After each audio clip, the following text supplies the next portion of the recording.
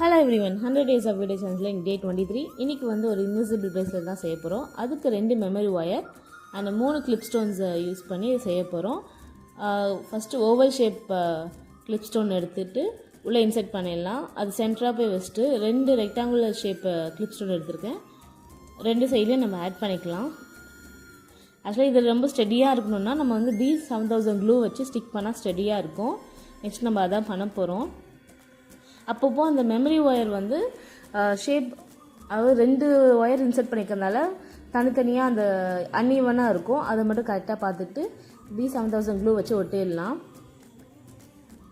Gear lock போட்டோன்னா நம்ம memory ஒயர்ன்றதுனால நம்மளுக்கு அது லூஸாக எடுத்துகிட்டு வந்துடும், ஸ்டெடியாக இருக்குது. அதனால தான் B7000 க்ளூ வச்சு ஒட்டுறேன்.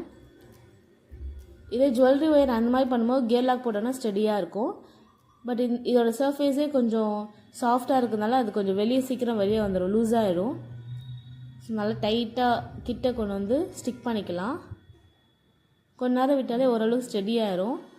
ஸோ 2 எட்ஜஸ்லேயும் வந்து இப்போ நம்ம கோல்டன் பீட்ஸை வச்சு ஸ்டிக் பண்ண போகிறோம். ஃபஸ்ட்டு அதுக்கு முன்னாடி மெமரி ஒயரோட அன்ஈவனாக இருக்கிறதெல்லாம் வந்து ஈவன் பண்ணிடலாம். அப்போ தான் பார்க்க அழகாக இருக்கும். இங்கேயும் B7000 க்ளூவை எட்ஜில் ஒட்டி கோல்டன் பீட்ஸ் ஆட் பண்ணிக்கலாம். இந்த 2 சைடு மட்டும் வந்து நம்ம கொஞ்ச நேரம் ஏதோ ஒரு சர்ஃபேஸில் வந்து தனித்தனியாக பிரித்து வச்சு காய வச்சு எடுத்துக்கணும். ஏன்னா திருப்பி நம்ம கையை எடுத்தோன்னா 2 ஜாயிண்ட் ஆகும்போது இந்த பீட்ஸ் வந்து ஒன்றோட ஒன்று உள்ளே போயிடும். அது ஸ்டெடியாக ஒரே இடத்துல இருக்காது. இப்போ பார்த்தீங்கன்னா தெரியல, இப்போ நான் வைக்க அது வெளியே வருது. ஸோ அதை தனியாக வச்சு காய வச்சு அப்புறமா யூஸ் பண்ணால் நல்லாயிருக்கும்.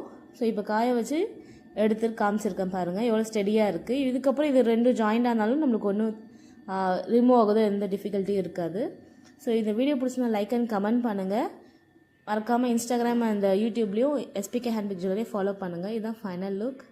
ஸோ தேங்க்யூ ஃபார் வாட்சிங்.